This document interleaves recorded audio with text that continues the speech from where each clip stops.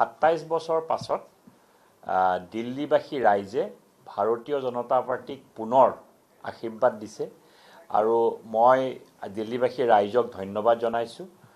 ভাৰতীয় জনতা পাৰ্টিৰ প্ৰতি যি আস্থা দিল্লীবাসী ৰাইজে দেখুৱাইছে পুনৰবাৰ 10 বছৰ শাসনত থকাৰ পাছত অৰবিন্দ কেজৰিৱাল ডাঙৰীয়াক দিল্লীবাসীয়ে এইবাৰ প্ৰত্যাখ্যান কৰিছে। আৰু দিল্লী ভাৰতবৰ্ষৰ ৰাজধানী আৰু দিল্লীখনক ভাৰতীয় জনতা পাৰ্টিৰ নেতৃত্বত যিহেতু কেন্দ্ৰীয় চৰকাৰ আছে, প্ৰধানমন্ত্ৰী নৰেন্দ্ৰ মোদী ডাঙৰীয়া নেতৃত্বত ভাৰতীয় জনতা পাৰ্টিৰ চৰকাৰ থকাৰ পাছত দিল্লীবাসী ৰাইজে যোৱা 10টা বছৰ কেজৰিৱাল ডাঙৰীয়াৰ চৰকাৰক ছাপোৰ্ট কৰিছিলে, আপক ছাপোৰ্ট কৰিছিলে। কিন্তু আপে কৰা যিসমূহ ফলছ প্ৰমিজেছ, প্ৰত্যেকটো কথাই আপে মিছা কথা কৈছিলে, ৰাইজৰ ওচৰলৈ গৈ ৰাইজক আভুৱা ভৰা যিসমূহ আঁচনি দি সেই আঁচনিখিনিক সময়ত ৰূপায়িত কৰিব নোৱাৰাৰ প্ৰতিফলিতত আজি ভাৰতীয় জনতা পাৰ্টিৰ পক্ষত ৰাইজে ভোট দিছে। আৰু যিটো এতিয়ালৈকে দেখিছোঁ প্ৰায় 45টা চিটত আমাৰ ভাৰতীয় জনতা পাৰ্টি আগবাঢ়ি আছে। মই বিশ্বাসী যে ভাৰতীয় জনতা পাৰ্টি আৰু বাঢ়িব শেষৰ ফাললৈ, 50ৰ কম নহয়। আৰু আমাৰ যিটো নিজৰ সমীক্ষা মতে আমি 50+ চিট হ'ব লাগে, 50+ চিটেই আমাৰ ভাৰতীয় জনতা পাৰ্টিৰ পক্ষত থাকিব লাগে। আৰু ভাৰতীয় জনতা পাৰ্টিৰ নেতৃত্বত দিল্লীত চৰকাৰ হোৱাটো প্ৰায় খাটাং। চাওক, বিনামূলীয়া তেওঁলোকে কেজৰিৱাল ডাঙৰীয়াৰ যিখিনি 2020ত তেওঁলোকে প্ৰমিছ কৰিছিলে, তাৰ আগত 2015ত যেতিয়া কেজৰিৱালৰ যেতিয়া গভৰ্ণমেণ্ট তাত তেওঁ গৈছিলে পাব্লিকৰ ওচৰলৈ, তেওঁলোকে দিল্লীত দুটা সম্প্ৰদায়ৰ মানুহ থাকে ক'ব গ'লে, এটা আপাৰ ক্লাছ আৰু একদম লোৱাৰ ক্লাছ। আপাৰ ক্লাছ যিখিনি মানুহ থাকে দিল্লীত, তেওঁলোকে ভোট দিবলৈ প্ৰায় নাযায়, কাৰণ দিল্লীত ভোটাৰ টাৰ্ণ আউটটো বহুত কম। এইবাৰ 57.18% হৈছে। এইকাৰণে হৈছে অলপ মিডল ক্লাছ মানুহ এইবাৰ ভোটাৰ টাৰ্ণত আগতকৈ অলপ বাঢ়িছে 2020তকৈ। আৰু এইটো আমাৰ কাৰণে শুভ লক্ষণ।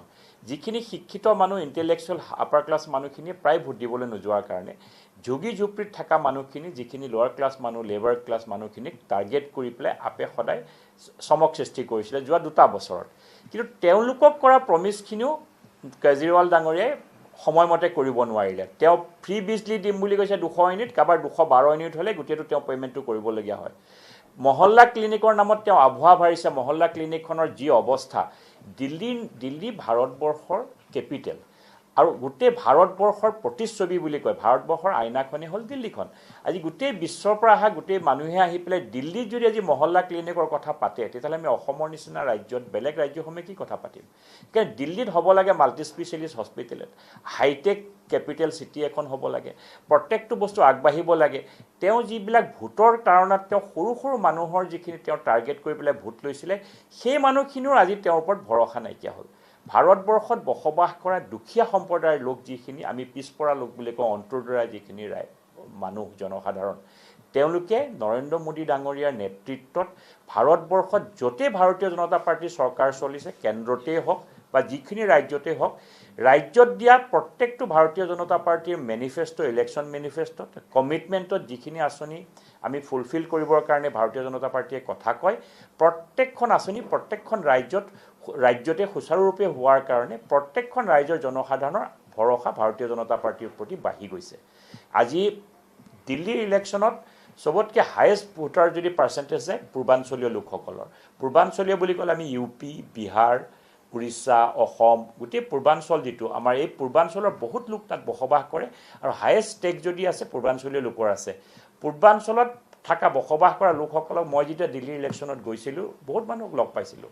তেওঁলোকৰ মনত এটাই কথা, তেওঁলোকে দেখিছে বিহাৰত বিজেপিৰ কাৰণে কিমান ডেভেলপমেণ্ট হৈছে, অসমত বিজেপিৰ কাৰণে কিমান ডেভেলপমেণ্ট হৈছে, আজি উৰিষ্যাত বিজেপি অহাৰ কাৰণে কিমান ডেভেলপমেণ্ট হৈছে। এই কথাবিলাক চোৱাৰ পাছত তেওঁলোকৰ মনত এটা কথা হৈছে যে কেজৰিৱালে ফলছ প্ৰমিছ দিয়ে, কিন্তু মোদী ডাঙৰীয়াই দিয়া প্ৰমিছ সদায় তেওঁ সময়ত হ'ল, অলপ দেৰি হ'ব পাৰে 2 দিন, কিন্তু কৰে। সেইটো কাৰণে এই ভৰসাটো মানুহৰ ওপৰত হৈছে। সেইকাৰণে এইবাৰ লোৱাৰ ক্লাছক টাৰ্গেট কৰাৰ পাছতো লোৱাৰ ক্লাছৰ ভোটাৰে এইবাৰ চেঞ্জ কৰিলে দিল্লীত। সেইকাৰণে মই ভাবোঁ এইটো নৰেন্দ্ৰ মোদী ডাঙৰীয়াৰ সুনেতৃত্ব আৰু ভাৰতীয় জনতা পাৰ্টিয়ে প্ৰত্যেকখন ৰাজ্যতে যি চৰকাৰ চলাইছে, প্ৰত্যেকখন ৰাজ্যৰ চৰকাৰৰ যিটো গুড গভৰ্নেন্সৰ প্ৰতিফলনটো গৈ পেলাই দিল্লীৰ ইলেকশ্যনটোত পৰিছে। কংগ্ৰেছটো এতিয়া প্ৰায় ধ্বংসই হৈছে।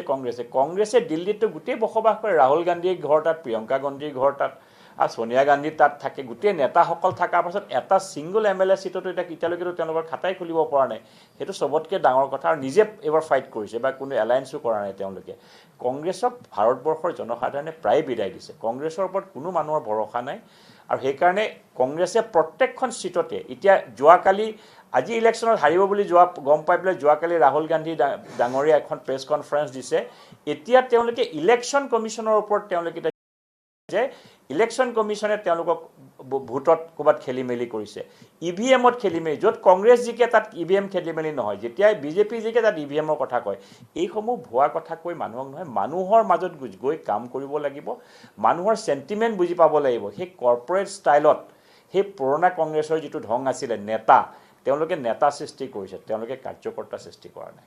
ভাৰতীয় জনতা পাৰ্টিত কাৰ্যকৰ্তা আছে। আজি মোৰ ভাল লাগিছে, এইবাৰ মই দিল্লী ইলেকশ্যনৰ মই আজি ঘূৰি আহিছোঁ, দিল্লী ইলেকশ্যনত মই দেখা পাইছোঁ বিহাৰৰ MP, বিহাৰৰ পৰা মিনিষ্টাৰ, অসমৰ পৰা বিধায়ক মিনিষ্টাৰ গৈ তাত ডাঙৰ ডাঙৰ সভা কৰি তাত উস্তাদি মৰা নাই। সৰু সৰু মানুহৰ ঘৰলৈ ঝুগি ঝুপৰিত গৈছে, কোনোবা মানুহ গৈ পেলাই সৰু সৰু ঘৰত গৈ পেলাই ৰাইজৰ মাজত গৈ প্ৰচাৰ কাৰ্য কৰিছে যে টিম স্পিৰিট। BJPয়ে কাৰ্যকৰ্তা নিৰ্মাণ কৰিছে।